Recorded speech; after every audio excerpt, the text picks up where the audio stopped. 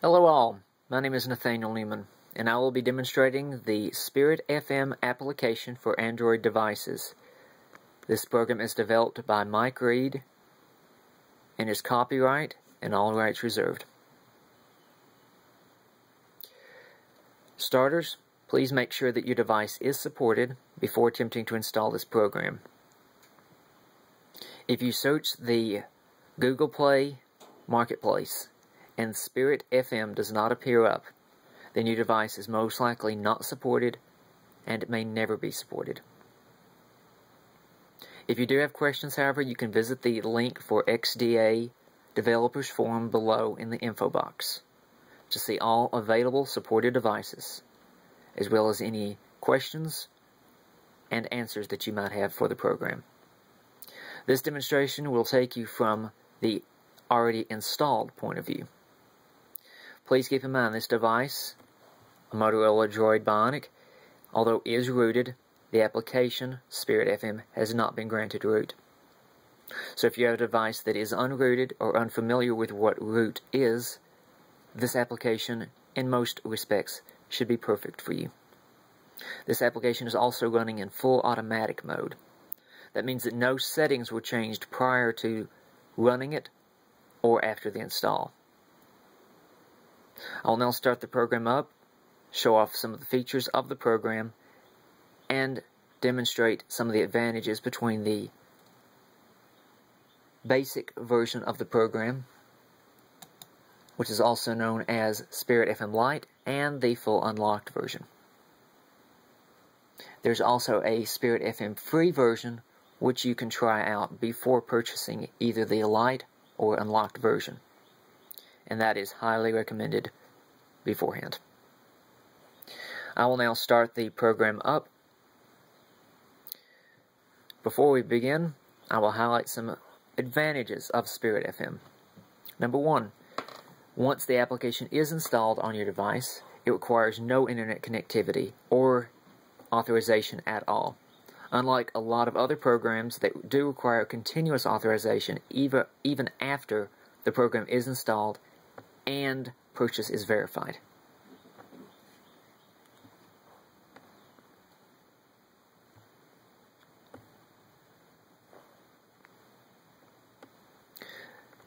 As I mentioned before, this phone is a fully stock phone with no modifications except for installing a secondary FM application for testing purposes and rooting the phone, and of course installing Spirit FM.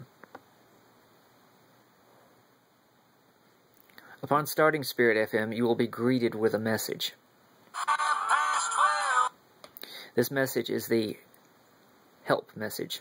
Since this application has been installed before, this message will not display on my device, but this is what you would see, telling you how you can change the settings, what the interface looks like, and just a general idea about the program itself. You can choose to see the message again, you can OK the message, or you can disable it from appearing at all. Your device will also have the capability of choosing the unlocked version of the device. This message will also displaying the version of the product, as well as choosing an unlocked version if you're running Lite or free, or if you're running another version and you would like to purchase a Lite version, you can also do that. Again, this will tell you a basic idea of the product and the advantages of choosing the versions.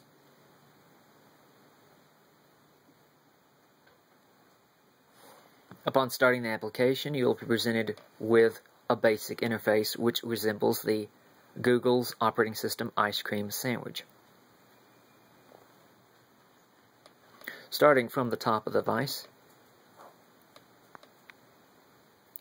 you will see a numerical value for the station you are tuned to. This value is called an RSSI, or Received Signal Strength Indicator.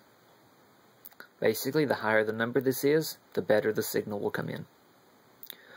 Beside it, just to the right, is a graphical representation of the same frequency indicator, very similar to what you would see on the phone at the top bar for your cellular signal strength.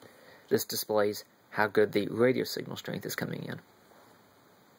Below that is a graphical tune option, which can be used to tune between any frequencies all over the dial. Below that, you're presented with a graphical volume control, which can be used to turn the volume up and down. Alternatively, you can also use the side buttons on your device. In the middle, if the radio station supports it, you will see the following: call letters, which in my area do not always match up to the station, sad to say.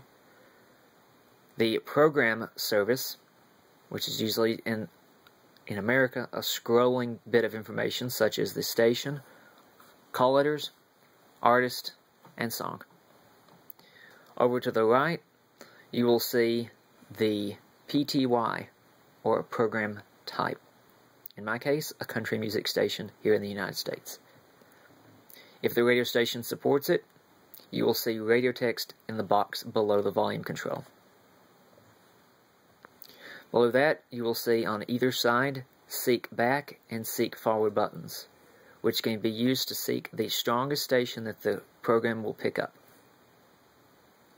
In the middle, you'll see a Direct Entry button, which can be used to directly go to a specific frequency without having to manually tune to it. Below that, you will see fine-tuning controls, which can be used to fine-tune a frequency that maybe is coming in too weak, or to manually get to a station without using direct entry or scan functions. Below that, you will see the settings menu, which I will go into in a moment. You'll see the different preset buttons that can be used, as well as preset banks. Below that, you will see presets that can be saved to the device. If you have the unlocked version, you can have as many presets and nameable presets as you so desire. If you are running the light or free version, presets will be limited to 6. Below that, you will see an option to start and start the player. If the player is stopped, information will continue to display on the player itself. Below that, or beside that, you will see an option to switch between the speaker or headphone jack. And you will see a power switch, which is used to turn off the application. Please keep in mind that during the use of the application, in most devices, you will need headphones plugged in or a wire alternative. Going into the settings of the application, you'll be greeted with these following options. You have the capability of choosing what region that you are in. This is useful for the correct stepping that the frequency will display in. For example, in North America, frequencies are assigned as such. I will demonstrate that right here.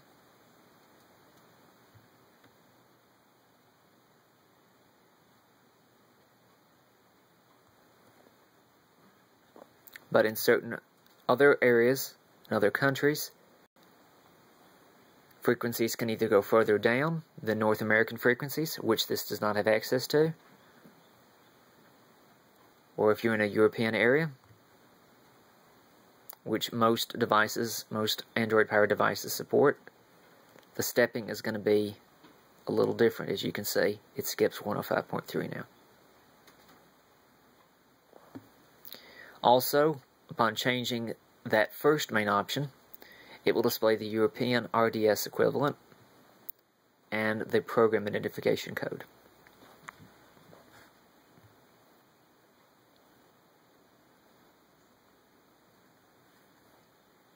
Below that, you'll be presented with an audio selection. Again, this is best to leave this at automatic if you've never used this program before. Or, if you do want to change some of these settings, it is highly recommended to click the link below in the information box and ask what settings can be changed. Also, a brief description on page 1 in the XDA Developers Forum will describe what a lot of these functions can do. But if you're still unsure, it is best to ask and risk damaging the device. This is especially apparent with certain Samsung models. But in the audio settings, you'll be given the ability to change what audio method your device uses. Again, by default, it's set to complete auto. You'll have the capability of what the program defaults to, whether it's the speaker or the headset,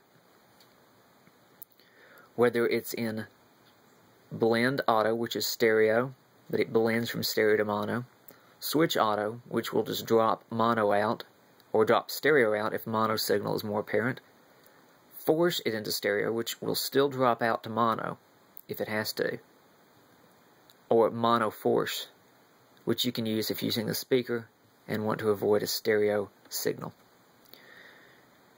You can also choose the volume scale of how loud the volume control will go on the device itself.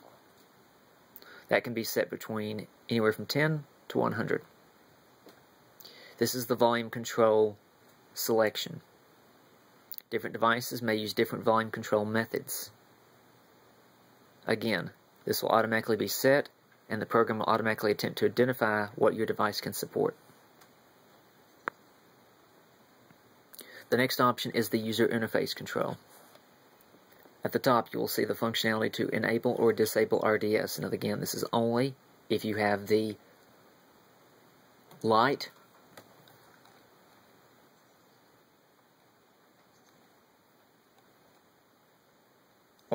the unlocked version. The light version does not include the RDS function. You do have to have the unlocked version. Supports theme changing. Again, this is all in the unlocked version. Light version may vary. The ability to change the theme, the text color. Currently the theme is set to Ice Cream Sandwich, Google operating system. You can change the orientation. For example, you can have it auto-lock to portrait, landscape, or you can have it automatically switch between whichever way the phone is turned. You can have it show the antenna warning message if the headphones are not plugged in. You can disable the warning altogether, or you can require it to display it even if headphones are plugged in. Next, you can choose what the media controls do. A lot of headphone connections have media buttons on them. You can choose what these buttons will control. You can choose if the station identification, which in my case shows the call letters, is displayed as call letters, call sign, or program identification, name, none, or automatic.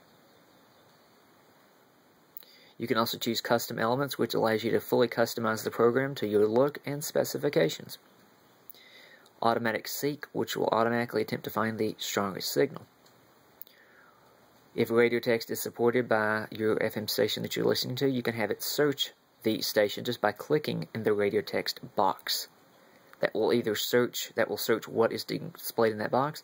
For example, a web address, artist song, or any other information in the box. You can have presets show up as bold. You can display the status of the program, the current frequency you're on, RDS functions, fine-tune controls, volume controls, frequency controls, and preset controls. You can also go in and change the user interface with those custom elements to however you'd like it to display. If you're familiar with the alternate frequency, you can go in and change these settings, but again, it is highly recommended to ask on XDA or choose the email logs option from within the settings from the program itself and ask the developer what settings you can change. And deep down it has a debug setting. Again, it's best to leave this on automatic unless you have otherwise information. This has been a look at the Spirit FM application for Android phones. If you do have any questions, please refer to the link below. Any comments left in the comment box below will not be seen by the developer. If you do have questions, you can visit xdadevelopers.com. The link will be provided below again. Or you can choose the email logs from the application and submit your request that way. This has been a look at the Spirit FM application for Android phones. Thank you for watching.